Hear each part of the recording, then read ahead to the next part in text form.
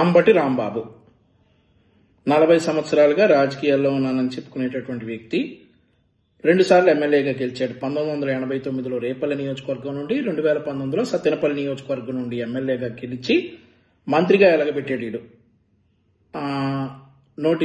నీటిపారుదల శాఖ మంత్రిగా ఎలగబెట్టాడు.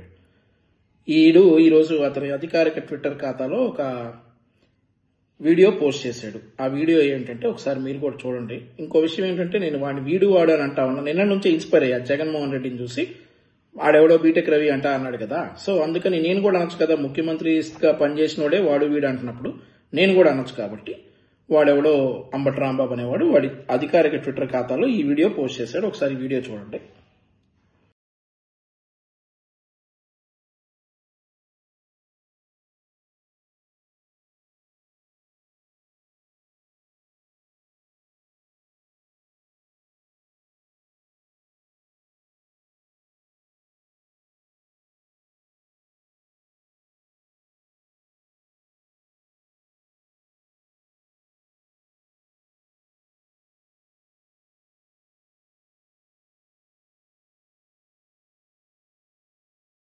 ఈ వీడియో ఎప్పుడు పోస్ట్ చేశాడంటే మీరు చూడొచ్చు కింద డేట్ అండ్ టైం 1:39 14 ఆగస్టు 2025 ఈ వీడియో పోస్ట్ చేశాడు.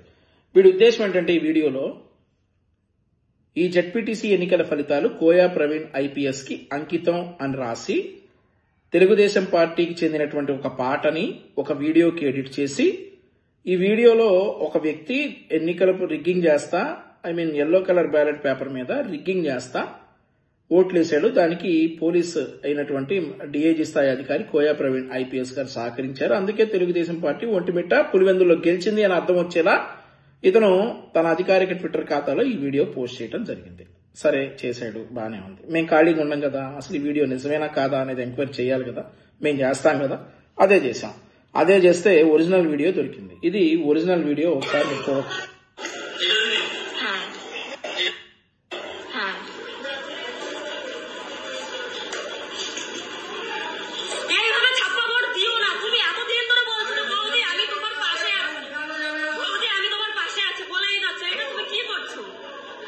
ఇది ఒరిజినల్ వీడియో. ఈ వీడియో పోస్ట్ చేసిన వ్యక్తి పేరు సుభాన్ సువేది. ఈ వీడియో పోస్ట్ చేసి ఏం రాశాడంటే, only in West Bengal a man can cast 20 votes in 1 go. ఒక్కసారిగా 20 ఓట్లు వేయాలంటే వెస్ట్ బెంగాల్ సాధ్యం అని చెప్పి రాశారు.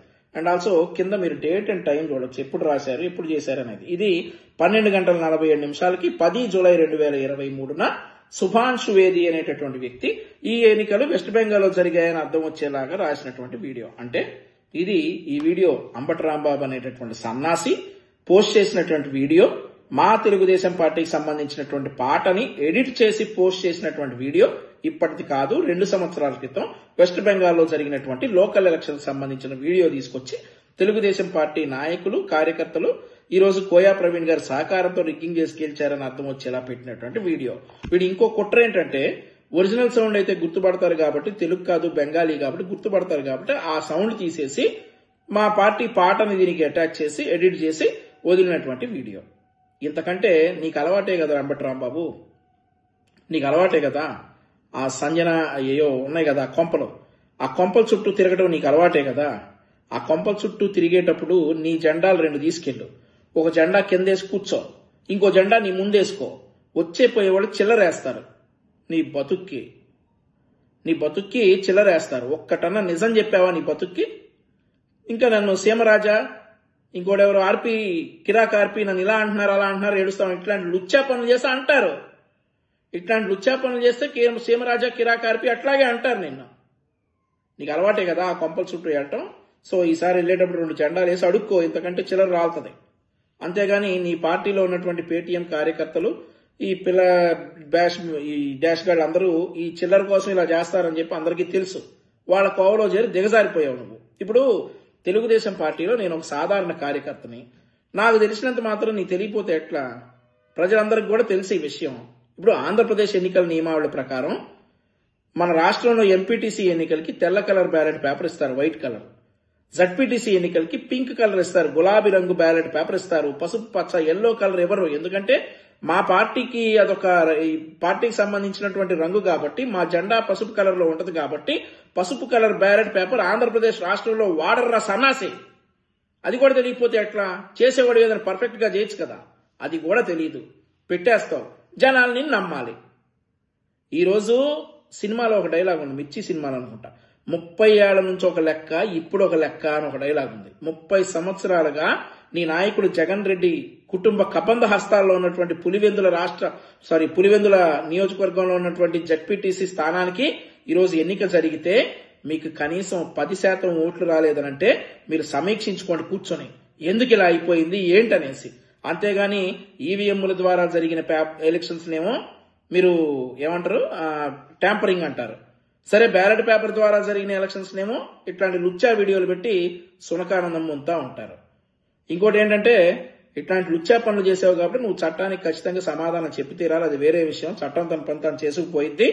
అండ్ ఈ లుచ్చాగాడిని నమ్మి ఇదే వీడియోలు మీరు గనక పెడితే, ఎవరైతే ఈ పేటీఎం కార్యకర్తలు ఉన్నారో వాళ్ళకి నేను శత్రువుని అయినప్పటికీ మంచి చెప్తా, వింటే ఓకే, వినకపోతే మీ కర్మ. ఈ వీడియోలు మీరు గనక పోస్ట్ చేస్తే వెంటనే డిలీట్ చేయండి. ఎందుకంటే ఎలక్షన్ కమిషన్ తీసుకునేటటువంటి చర్యలకి మీరు బాధ్యులవుతారు. రాష్ట్ర ప్రభుత్వం, ఎలక్షన్ కమిషన్, పోలీసులు, ఖచ్చితంగా పోలీసులు అన్నాడు కదా వీడు, మీరు బాధ్యులవుతారు. కాబట్టి మీరు మిడిల్ క్లాసో లోయర్ మిడిల్ క్లాసో ఉంటారు. మీరు కోర్టులు కానీ వాయిదాలు కానీ తిరగలేరు. వాడంటే సంపాదించిన అక్రమ డబ్బు ఉంది కదా, వాడు కార్లు వేసుకుని ఎట్లాగైనా కోర్టుల చుట్టూ తిరుగుతూ ఉంటాడు, వాడి బతుకు కదా అలవాటే.